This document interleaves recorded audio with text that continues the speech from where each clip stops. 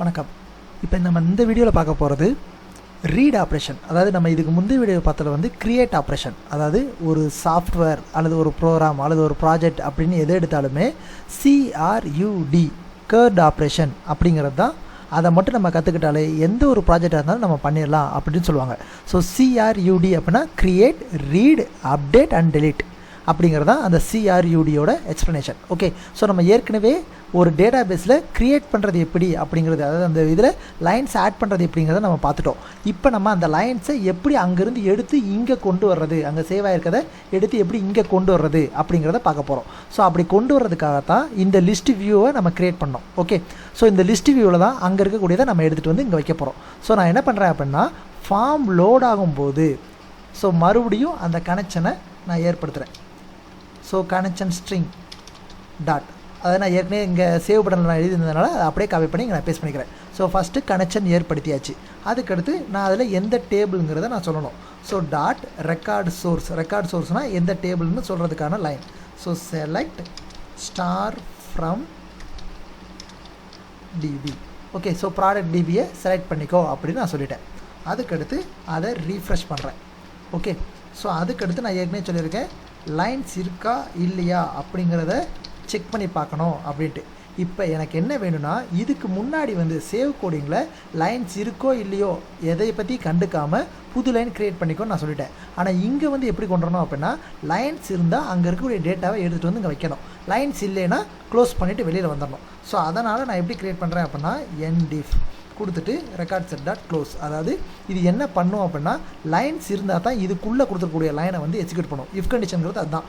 அதாவது இந்த கண்டிஷன் ட்ரூவாக இருந்துச்சுன்னா இதுக்குள்ளே இருக்கிறத எக்ஸிக்யூட் பண்ணு, இந்த கண்டிஷன் ட்ரூவாக இல்லைன்னா இதுக்குள்ளே இருக்கிறத எக்ஸிக்யூட் பண்ணாத. இப்போ கண்டிஷன் என்னது, அங்கே BOF இருக்கா இல்லையா, அதாவது அங்கே லைன்ஸ் இருக்கா இல்லையா, ட்ரூன்னு கொடுத்துருக்கோம். நாட்டுன்னு கொடுத்துருக்கிறதுனால அங்கே லைன்ஸ் இல்லைன்னா உள்ளே போகும், லைன்ஸ் இருந்துச்சுன்னா வெளியில் வந்துடும். ஸோ இந்த இடத்த நல்லா கவனிச்சுக்கோங்க. நாங்கள் நாட் கொடுக்கலனா கூட இங்கே ஃபால்ஸுன்னு கொடுத்துடலாம். அதாவது record set dot BOF is equal to true, false இப்படி கூட கொடுத்துக்கலாம். அதாவது BOF அப்படின்னா அங்கே ஃபைலே இல்லையா, ஃபைல் எதுவுமே இல்லையா அப்படிங்கிறத நம்ம செக் பண்ணுறோம். ஸோ ரெண்டு மெத்தடில் ஏதாச்சும் ஒரு மெத்தட் யூஸ் பண்ணிக்கோங்க. நான் பேசிக்காக இதை மனப்பாடம் கூட பண்ணிக்கோங்க, ப்ராப்ளம் இல்லை. So not BOF is equal to true, அங்கே ஃபைல் இல்லாமல் இல்லை அப்படின்னு அர்த்தம். அப்போ அங்கே ஒரு 5 லைன் 10 லைன் இருக்குது அப்படின்னா ஃபஸ்ட் லைனுக்கு ரெக்கார்டை வந்து, அதாவது கர்சரை வந்து நான் மூவ் பண்ணுறேன்.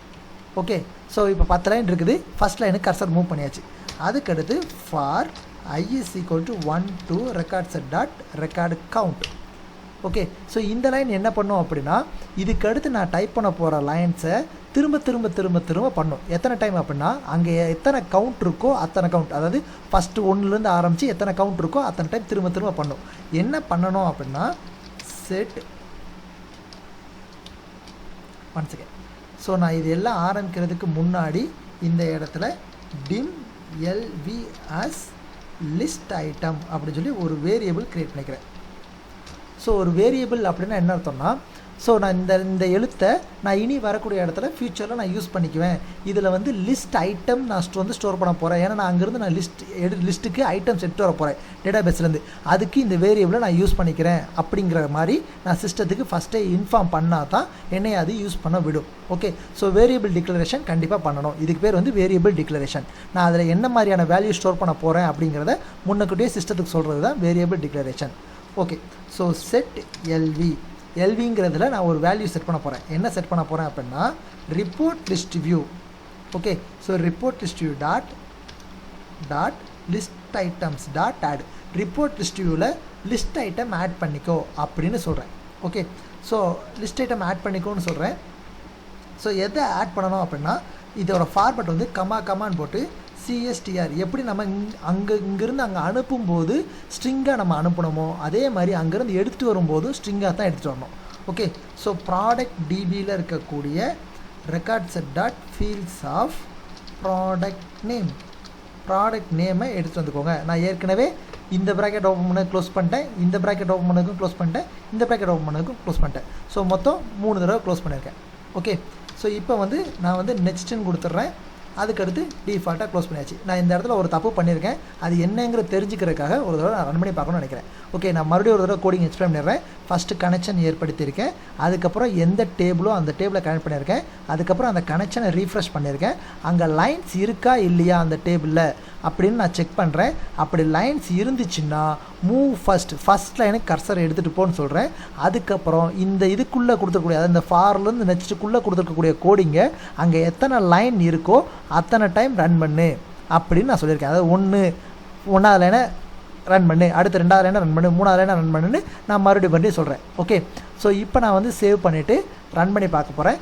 இன்னொன்று, இந்த எல்விங்கிறது ஒரு வேரியபிள். இந்த எல்வியை யூஸ் பண்ணி தான் நான் ரிப்போர்ட் லிஸ்ட் வியூவில் ஆட் பண்ண முடியும்.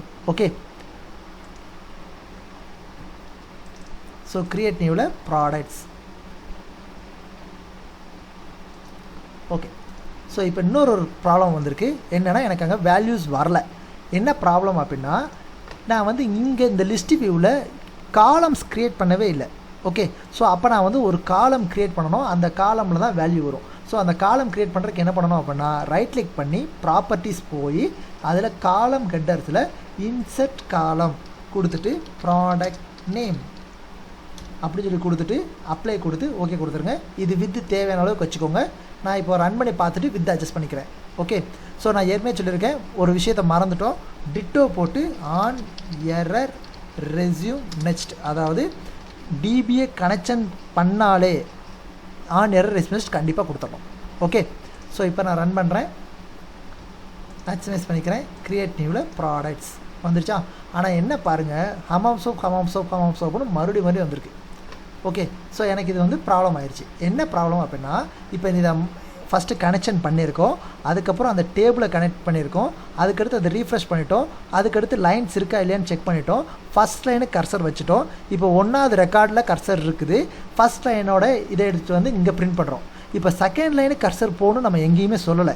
அப்போ இது மறுபடியும் என்ன பண்ணோம், செகண்ட் லைனுக்கு போயிருக்காது கர்சர், ஆனால் 10 தடவை இதை நம்ம ரன் பண்ண சொல்கிறோம். அங்கே உதாரணத்துக்கு அங்கே 10 லைன் இருந்துச்சுன்னா 10 தடவை ரன், அப்போ 10 தடவையும் கர்சர் வந்து முதல் பொசிஷனில் தான் இருக்குது. அதனால தான் அங்கே ஹமாம் சோப்னு எடுத்துகிட்டு வந்துகிட்டே இருக்குது. அப்போ நான் என்ன பண்ணணும், ஒரு லைன் அங்கேருந்து இங்கே 8 வந்ததுக்கப்புறம் கர்சரை வந்து அடுத்த இதுக்கு மூவ் பண்ணணும். So move next. Okay, so உங்களுக்கு மறுபடியும் வந்த லைனே வருது அப்படின்னா அது காரணம் இந்த லைனை நீங்கள் கொடுக்கல அப்படிங்கிறதான். சரியா? ஸோ இப்போ மறுபடியும் ரன் பண்ணுறேன். கிரியேட் நியூவில் ப்ராடக்ட்ஸ். ஸோ எனக்கு வரிசையாக அங்கே உள்ள லைன்ஸ் எல்லாமே இங்கே வந்துருச்சா? ஸோ இப்போ எனக்கு என்ன வேணும் அப்படின்னா, எடுத்துகிட்டு வரும்போது ஒரு ஆர்டர் பண்ணணும் அப்படின்னு நினைக்கிறேன். அதாவது இப்போ மறுபடியும் செக் பண்ணி பாருங்கள், நான் என்ன ஆர்டரில் சேவ் பண்ணணும் அந்த ஆர்டரில் சில நேரம் வரும் இல்லையா, அது இஷ்டத்துக்கு ஒரு ஆர்டர் எடுத்துக்கிறோம். எனக்கு எப்போவுமே நான் என் இஷ்டத்துக்கு டைப் பண்ணாலும் இது வந்து டிஃபால்ட்டாக A to Z ஆர்டரில் எனக்கு வேணும் அப்படின்னு நான் நினைக்கிறேன். அப்படின்னா நான் என்ன பண்ணணும் அப்படின்னா, இந்த செலக்ட் ஸ்டார் ஃப்ரம் ப்ராடக்ட் டிபின்னு கொடுத்துருக்கோமா, இதுக்கப்புறம் ஒரு ஸ்பேஸ் விட்டு ஆர்டர் பை அப்படி சொல்லி கொடுத்து, அங்கே வந்து நிறையா ஃபீல்டு இருக்கும் சில டேபிளில், எந்த ஃபீல்டை பேஸ் பண்ணி ஆர்டர் பண்ணணும் அப்படிங்கிறத நம்ம சொல்லணும். இப்போ நம்மளோட டேபிளில் 2 ஃபீல்டு இருக்குது, ஆட்டோ நம்பர்னு ஒரு ஃபீல்டு இருக்குது, அண்டு ப்ராடக்ட் நேமு இன்னொரு ஃபீல்டு இருக்குது டேட்டா பேஸில். ஸோ இப்போ எனக்கு தேவை வந்து ப்ராடக்ட் நேமை ஆர்டர் பண்ணி எடுத்து வரணும். So order by product name, அதாவது அந்த ஃபீல்டு நேமை நீங்கள் இங்கே கரெக்டாக கொடுத்தா தான் அது ஆர்டர் பண்ணும். இது வந்து டேட்டா பேஸில் இருக்கக்கூடிய ஃபீல்டோட பேர். ஸோ இப்போ நான் மறுபடியும் ரன் பண்ணுறேன். கிரியேட் நியூவில் ப்ராடக்டை கிளிக் பண்ணுறேன். இப்போ பாருங்கள், ஆச்சி மசாலா ஏரியல் சோப் அப்படிங்கிறது ப்ராப்பராக இருக்குது. ஓகே, இப்போ எனக்கு இந்த வித்தை வந்து நான் மாற்றி அமைச்சிக்கிறேன். இந்த வித்தை செட் பண்ணுறதுல எப்போவுமே ஒரு இதை கண்டிப்பான முறையில் கடைபிடிச்சாகணும். என்னென்னா, நான் இதில் டைப் பண்ணி சேவ் பண்ணக்கூடிய வேல்யூ 100கணக்கான வேல்யூவாகவும் இருக்கலாம், அல்லது வெறும் 2 வேல்யூ கூட நான் சேவ் பண்ணியிருக்கலாம் டேட்டா பேஸில். எனக்கு 2 வேல்யூவோ 100கணக்கான வேல்யூவோ 100கணக்கான வேல்யூ போகும்போது இந்த கார்னரில் கர்சர், அதாவது ஒரு வெர்டிக்கல் ஸ்க்ரோல் பார் வந்து ஆட்டோமேட்டிக்காக க்ரியேட் ஆகும். ஓகே, இப்போ உதாரணத்துக்கு நான் வந்து ஒரு நோட் பேடு ஓப்பன் பண்ணுறேன். நோட் பேடில் இங்கே டைப் பண்ணிகிட்டே இருக்கும்போது இந்த சைடில் பாருங்கள், இந்த இடத்துல இந்த மாதிரி ஒரு காலம் க்ரியேட் ஆகுதா, இது நம்மளோட இதுலேயும் டிஃபால்ட்டாக இந்த லிஸ்ட் வியூவில் க்ரியேட் ஆகும். ஸோ அதனால் வித்து செட் பண்ணும்போது இந்த அளவுக்கு வித்தில் எப்போவுமே லாஸ்ட்டில் கொஞ்சோண்டு இடம் விட்டுருங்க. அப்போனா தான் நம்மளோட ஓவர்லேப் பண்ணாது, இந்த லிஸ்ட் வியூவில் இருக்கக்கூடிய வேல்யூஸை ஓவர்லேப் பண்ணாது. 1. செகண்டு, எப்போவுமே லிஸ்ட் வியூவை எப்படி வித்து செட் பண்ணணும், அதாவது ஓவரால் அந்த லிஸ்ட் வியூவோட வித்து எப்படி செட் பண்ணணும் அப்படின்னா, ஹரிசாண்டல் ஸ்க்ரோல் பார் வரவே கூடாது. அப்படி வராமல் தான் வித்து வந்து இந்த ரிப்போர்ட் லிஸ்ட் வியூவோட காலம் வந்து சைஸ் வந்து நம்ம செட் பண்ணணும். ஓகே, ஸோ இந்த 2 இதை கண்டிப்பான முறையில் ஃபாலோ பண்ணிக்கோங்க. ஸோ இப்போ நான் வந்து வித்து செட் பண்ண போகிறேன். ஸோ அதுக்கு வந்து அந்த இதை ரைட் கிளிக் பண்ணுறேன், ப்ராப்பர்ட்டிஸ், காலம் ஹெட்டரில் ப்ராடக்ட் நேமோட வித்தை வந்து நான் எடுக்கிறேன். அதுக்கு முன்னாடி நான் சிம்பிளாக என்ன பண்ணுறேன் அப்படின்னா இதோட மொத்த வித்தில் கொஞ்சோண்டு மட்டும் தான் நான் மைனஸ் பண்ண போகிறேன். அப்போ மொத்த வித்து எவ்வளவு அப்படிங்கிறத பார்த்தா 5655 அப்படின்னு இருக்குது. ஸோ 5655ல் ஒரு 300 மட்டுமோ அல்லது 200 மட்டுமோ நான் கம்மி பண்ணிவிட்டு இப்போ ஓகே கொடுத்துட்டு இப்போ நான் ரன் பண்ணி பார்க்குறேன். எனக்கு அந்த ஒரு காலம் மட்டும்தான். ஸோ அதனால் க்ரியேட் நியூவில் ப்ராடக்ட் இப்போ பாருங்கள் இன்னும் கொஞ்சம் கூட அட்ஜஸ்டபிள் பண்ணலாம். ஏன்னா எனக்கு இவ்வளோ தூரமாவது எனக்கு அந்த வெர்டிக்கல் ஸ்க்ரோல் வருது. ஸோ அதனால் 200ங்கிறத 300 நான் மாற்ற போகிறேன். ஸோ மறுபடியும் ஒரு தடவை சொல்லிடுறேன். எனக்கு வந்து ஒரு ஷார்ட்கட் கீஸ் சொல்லிடுறேன். Alt VC அப்படின்னு கொடுத்தீங்கன்னா கோடிங் விண்டோ போகும். நீங்கள் இங்கே எந்த ஃபார்ம் செலக்ட் பண்ணிக்கிறீங்களோ அதோட கோடிங் விண்டோ, அதாவது இதை செலக்ட் பண்ணிட்டு இந்த பட்டனை ப்ரெஸ் பண்ணுறது சமம். இதே இது Alt VB B for ball அப்படி கொடுத்தீங்கன்னா இங்கே எதை செலக்ட் பண்ணிருக்கோமோ அதோட டிசைனிங் விண்டோ போகும். அதாவது இந்த பட்டனோட ஷார்ட்கட் கீ வந்து Alt VB. ஓகே, இந்த பட்டனோட ஷார்ட்கட் கீ வந்து Alt VC. ஓகே, ஸோ இதை வந்து ஞாபகத்தில் வச்சுக்கோங்க. ஓகே, இப்போ நான் வந்து என்னோடய டிசைனிங் விண்டோக்கு வந்துட்டு ரைட் கிளிக் பண்ணி ப்ராப்பர்ட்டிஸ் காலம் ஹெட்டரில் 54 53ன்னு சொல்லி மாற்றிடுறேன். இப்போ நான் ரன் பண்ணுறேன். க்ரியேட் நியூவில் ப்ராடக்ட்ஸ். இப்போ பார்த்தீங்களா எனக்கு இந்த அளவுக்கு போதுமானது. ஸோ 300 மேக்ஸிமம் கம்மி பண்ணியே வச்சுக்கோங்க. அப்படின்னா தான் அது ஒரு வெர்டிக்கல் ஸ்க்ரோல் பார் வந்துச்சுன்னா நீங்கள் இங்கே கொஞ்சம் பெருசாக டைப் பண்ணிங்கன்னா அதோட வேல்யூஸ் வந்து நம்ம கண்ணுக்கு தெரிய ஆரம்பிச்சிடும். ஓகே, ஸோ அந்த பர்பஸ்க்காக தான். ஓகே, அதே மாதிரி எனக்கு ஃபார்ம் லோட் ஆகும்போது இந்த இடம் வந்து எம்டியாக இருக்கணும் அப்படின்னு நான் நினச்சேன் அப்படின்னா டிசைன் பண்ணும்போது இதோட டெக்ஸ்ட் ப்ராப்பர்ட்டியை எம்டி ஆக்கிக்குவேன். ஓகே, இப்போ நான் டைப் பண்ணுறேன், சேவ் பண்ணுறது எனக்கு அங்கே வருதா வரலையாங்கிறத நான் செக் பண்ணி பார்க்க போகிறேன். ப்ராடக்ட் இப்போ அங்கே ஏற்கனவே சேவ் பண்ணது வந்துருச்சு. இப்போ நான் புதுசாக டைப் பண்ணி சேவ் பண்ணுறது வருதா வரலையா? எனக்கு கண்டிப்பாக வராது. ஏன்னா அதில் ஒரு ப்ராப்ளம் இருக்குது. ஏன் வரலைங்கிறது இனி பார்க்கலாம். ஓகே, ஸோ இப்போ வந்து நான் டைப் பண்ண போகிற ப்ராடக்ட் வந்து உஜாலா. சேவ்டு சக்ஸஸ்ஃபுல்லின்னு வந்துருச்சு. ஓகே கொடுத்துட்டேன். எனக்கு இங்கே லிஸ்ட்டில் வரல, ஆனால் டேட்டா பேஸில் போய் பார்த்தேன் அப்படின்னா எனக்கு வந்து அது வந்து சேவ் ஆகிருக்கு. ஒரே ஒரு செகண்ட். இப்போ பார்த்தீங்கன்னா 2 டேட்டா பேஸ் இருக்குது. இது காரணம் என்ன அப்படின்னா நம்ம கனெக்ட் பண்ணி வச்சுருக்கும் போது அங்கே 2ஆக தான் தெரியும். இதை க்ளோஸ் பண்ணினா ஆட்டோமேட்டிக்காக இங்கே 1ஆக மாறிடும். ஸோ நான் ஏற்கனவே சொல்லியிருக்கேன், ப்ராஜெக்ட் ரன்னிங்கில் இருக்கும்போது டேட்டா பேஸ் ஓப்பன் பண்ணக்கூடாது, டேட்டா பேஸ் ஓப்பனில் இருக்கும்போது ப்ராஜெக்ட் ரன் பண்ணக்கூடாது. ஸோ இப்போ அங்கே க்ளோஸ் பண்ணால் ஆட்டோமேட்டிக்காக இங்கே ஒரு ஃபைலாக மாறிடுச்சா? ஸோ அதுக்காக தான் சொல்கிறது. So ABC 1 2 3. ஓகே, இப்போ என்னோடதில் லாஸ்ட்டில் பாருங்கள் உஜாலா சேவ் ஆகிருக்கு. இப்போ நான் க்ளோஸ் பண்ணுறேன், மறுபடியும் என்னோடய ப்ராஜெக்ட் ரன் பண்ணுறேன். இப்போ என்னோடதில் பார்த்தீங்கன்னா உஜாலா வந்திருக்கும். அதாவது இப்போ என்ன ப்ராப்ளம் ஆகுது அப்படின்னா ஃபார்மை புதுசாக ஓப்பன் பண்ணும்போது அங்கே இருக்கக்கூடியது எல்லாமே கரெக்டாக எட்டு வருது. ஆனால் ஒரு புது வேல்யூ சேவ் பண்ணோம் அப்படின்னா உடனே இங்கே எட்டு வர மாட்டேங்குது. இதுதான் இப்போ இருக்கக்கூடிய என்னோடய ப்ராப்ளம். அப்போ நான் என்ன பண்ணணும் அப்படின்னா இந்த லைனை வந்து நான் 2 டைம் வந்து நான் கொடுக்கணும். அதாவது சேவ் பண்ணதுக்கப்புறமும் எனக்கு இந்த லைன்ஸ் வந்து எனக்கு தேவை, ஃபார்ம் ஓப்பன் ஆகும்போதும் தேவை. ஸோ இப்போ என்னோடய ப்ராப்ளம் உங்களுக்கு புரிஞ்சிருக்கும். ஸோ இப்போ நான் இதை என்ன பண்ண போகிறேன் அப்படின்னா 2 டைம் நான் ஒரே கோடிங்கை டைப் பண்ணுறதுனால எனக்கு ப்ராப்ளம் கிடையாது. ஜஸ்ட் காப்பி பண்ணி பேஸ்ட் பண்ணி போயிடலாம். ஆனால் நாளப்பின்னு இந்த கோடிங்கில் ஏதாச்சும் நான் ஒரு சேஞ்சஸ் பண்ணணும் அப்படின்னா 2 இடத்துலையும் போய் சேஞ்சஸ் பண்ணிகிட்டே இருக்கணும். அதுக்கு பதிலாக இதை வந்து ஒரு பொதுவான இடத்துக்கு மாற்றிடுறேன். ஸோ இதை கட் பண்ணிடுறேன். அதாவது Ctrl+X கொடுத்துட்றேன். கொடுத்துட்டு இந்த ப்ராஜெக்டோட லாஸ்ட்டில் ஒரு ஃபங்க்ஷன் க்ரியேட் பண்ணுறேன். ஃபங்க்ஷன் டேட்டா ரிட்ரைவ் அப்படி சொல்லி ஒரு ஃபங்க்ஷன் க்ரியேட் பண்ணுறேன். அதுக்குள்ளே நான் அந்த லைன்ஸை எக்ஸிக்யூட் பண்ணியிருக்கேன். இந்த லைன்ஸை நான் வந்து டைப் பண்ணியிருக்கேன்னு வச்சுக்கோங்க. இப்போ நான் இந்த ஃபங்க்ஷனை கால் பண்ணுறேன். அதாவது இந்த லைன் எனக்கு எங்கெங்கெல்லாம் நான் டைப் பண்ணணும்னு நினைக்கிறேனோ அந்த இடத்துலலாம் சிம்பிளாக இப்படி கொடுத்துருங்க, கால் டேட்டா ரிட்ரைவ். அதாவது ஃபார்ம் லோட் ஆகும்போது நல்லா பாருங்கள், ஃபார்ம் லோட் ஆகும்போது டேட்டா ரிட்ரைவ் அந்த ஃபங்க்ஷனை கால் பண்ணியிருக்கேன். அப்போ என்ன பண்ணும், இது வரைக்கும் எக்ஸிக்யூட் பண்ணதுக்கப்புறம் இங்கே வரும். இங்கே வந்ததுக்கப்புறம் இதை ரைட் கிளிக் பண்ணி டெஃபினேஷன் கொடுத்தீங்கன்னா அந்த லைன் எங்கே எழுதிருக்கீங்களோ அந்த ஃபங்க்ஷன் எங்கே எழுதிருக்கீங்களோ அந்த இடத்துக்கு போயிடும். ஓகே, ஸோ இவ்வளோ லைன் எக்ஸிக்யூட் ஆனதுக்கப்புறம் தான் இதுக்கு அடுத்த லைன் வந்து அங்கே ஏதாச்சும் டைப் பண்ணியிருந்தோம்னா இங்கே எக்ஸிக்யூட் ஆகும் ஃபார்ம் லோட் ஆனதுக்கப்புறம். அதே மாதிரி சேவ் பண்ணதுக்கப்புறம் கிளியர் பண்ணுறதுக்கு முன்னாடி கால் டேட்டா ரிட்ரைவ் அப்படிங்கிற ஃபங்க்ஷனை கால் பண்ணிடுறேன். ஓகே, அதை சேவ் பண்ணதுக்கப்புறமும் அதே லைனை எக்ஸிக்யூட் பண்ணிட்டு இப்போ இதுலேயும் எனக்கு ஒரு ப்ராப்ளம் வரும். என்ன ப்ராப்ளம்ங்கிறது இப்போ உள்ளே போய் பாருங்கள். ஸோ க்ரியேட்டிவில் ப்ராடக்ட்ஸ் எனக்கு ஃபஸ்ட் எடுத்தோன்னே கரெக்டாக இருக்குது. ஓகே, ஸோ நான் இப்போ வந்து புது ப்ராடக்ட் ஒன்று டைப் பண்ண போகிறேன். ஃபார் எக்ஸாம்பிள் மேகின்னு டைப் பண்ணுறேன். நல்லா பார்த்துக்கோங்க, ஏற்கனவே ஒரு 15-16 ப்ராடக்ட் தான் இருக்குது. நான் சேவ் பண்ணுறேன், ஓகே கொடுக்குறேன். இப்போ பாருங்கள் ஏகப்பட்ட ப்ராடக்ட் வந்துருச்சு. அதாவது என்ன ஆகுதுன்னா வந்த ப்ராடக்டே திரும்ப வருது. ஓகே, அப்போ நான் என்ன பண்ணணும் அப்படின்னா ஒரு டைமும் இந்த ஃபங்க்ஷன் கால் ஆகும்போது ஃபஸ்ட்டு அந்த ரிப்போர்ட் லிஸ்ட் வியூவில் ஏற்கனவே ஏதாச்சும் வேல்யூ இருந்துச்சுன்னா அதை வந்து கிளியர் பண்ணிடணும்.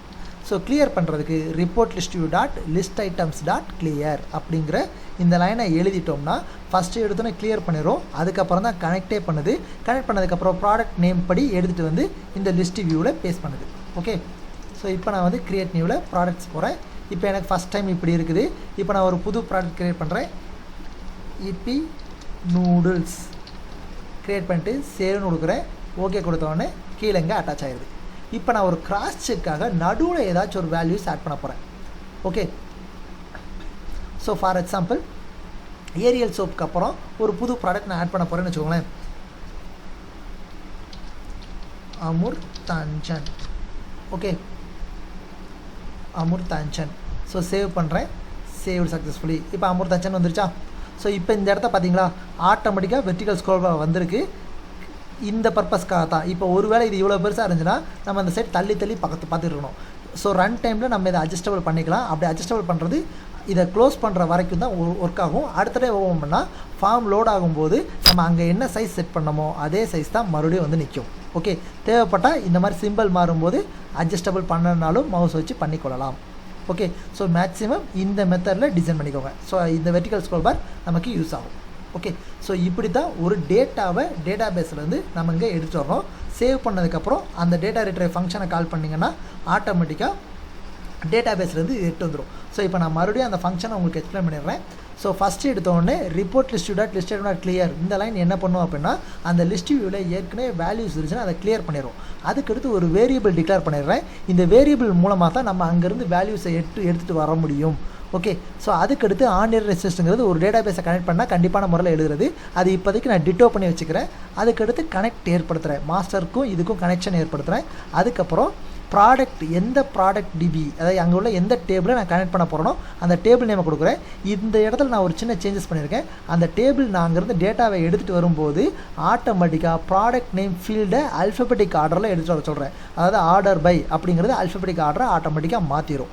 ஓகே, அதுக்கடுத்து அதை ரீஃப்ரெஷ் பண்ணிக்கிறேன். அங்கே லைன்ஸ் இருக்கா இல்லையான்னு செக் பண்ணுறேன். ஒருவேளை லைன்ஸ் இல்லைன்னா இங்கே வந்துடும் கர்சர். ஏன்னா இது வந்து ஒரு இஃப் கண்டிஷன். இந்த கண்டிஷன் ஃபெயில் ஆனிச்சுன்னா இங்கே வந்துடும். இந்த எண்ட் இஃப் எங்கே கொடுத்துருக்கோமோ அதுக்கு அடுத்த லைனுக்கு வந்துடும். ஸோ இந்த கண்டிஷன் ட்ரூ அதாவது இந்த கண்டிஷன் ஓகே ஆயிருந்துச்சுன்னா அங்கே 10 லைன் இருக்குன்னா ஃபஸ்ட் லைனு கர்சர் போகுது.